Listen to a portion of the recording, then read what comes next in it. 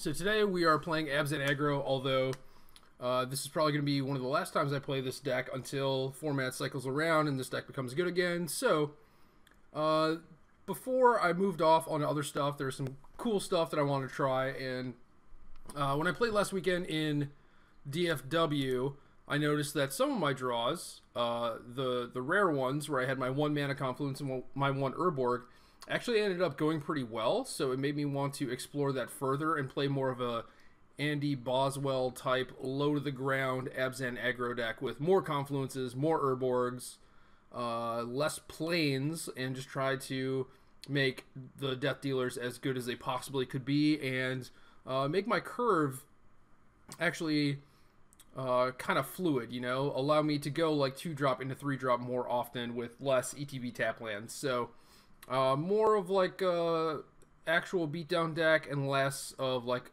a beatdown deck that is capable of mid-range draws. So yeah, we have 2 Urborgs, a bunch of mana Confluences, a bunch of Pain lands overall, only 1 planes, no Wingmate Rock, 1 less land, and some Herald of Torments. And this card is pretty sweet.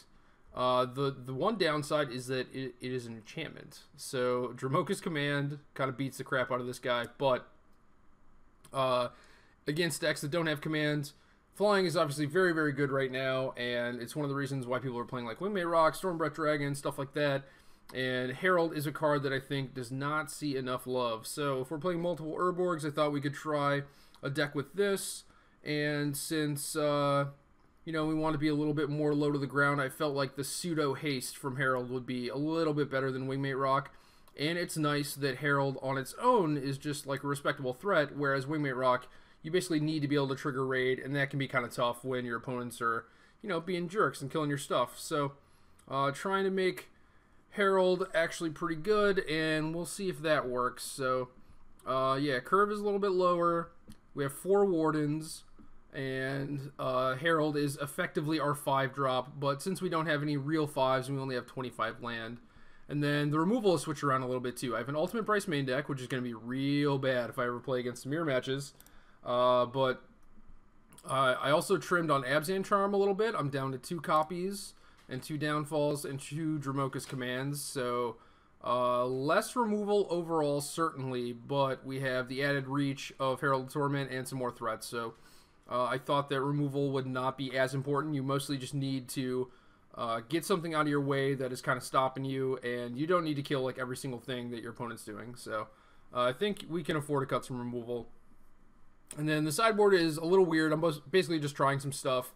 But like when Dragons first came out, one of the decks I played against once on Magic Online that kind of impressed me was an Abzan deck like this with Heralds, but he had Collected Company. So I have those in the sideboard because I want to play a bunch of spells main. I still wanted the Thoughtseize and all the removal spells and stuff.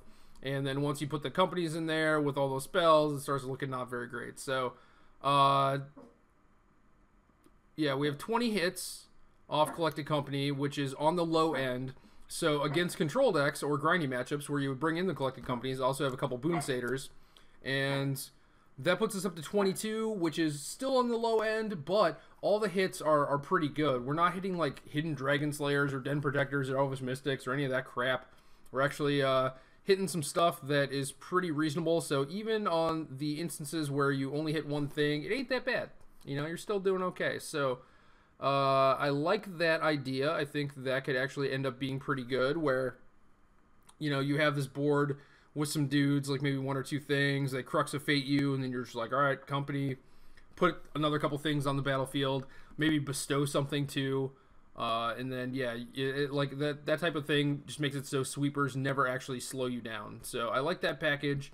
And then we have a couple Duresses also to come in against decks like that. So things like Esper Dragons and that nature. Like these are probably the 7 that you're bringing in exchange for some of the removal and maybe some of the weaker creatures. I don't know. But if we're playing against like Abzan Control, for example, maybe we don't want these Duresses. Can't move things around here. Maybe we want Wingmate Rocks instead. So this is probably how I would sideboard against Abzan if this Duress will ever move. It just won't move. I don't get it. All right, whatever. Yeah, but so these 7 minus the Duress, and then For red decks, we have some Drowns, some Clerics, pretty light against them for sideboarding, but things like Duress come in. Ultimate Price is okay. It's not great. It's certainly better than a Downfall or an Abzan Charm, but basically just lower your curve a little bit, and then you have some cards that are actually quite good against them, like Cleric and Drown, and hopefully those mostly just buy you time to find a Siege Rhino, and then that should you know, stabilize you and probably allow you to turn the corner against them and whatnot. So that's about it. I've not played a game with this deck, but I've seen similar lists do pretty well. One of the other things I want to try actually was Self-Inflicted Wound main deck, which this deck does not have, but I do think that is also a potential avenue that you could go down. So a lot of options, a lot of playable Abzan cards, but you know, this is what we're working with today, so let's get to it.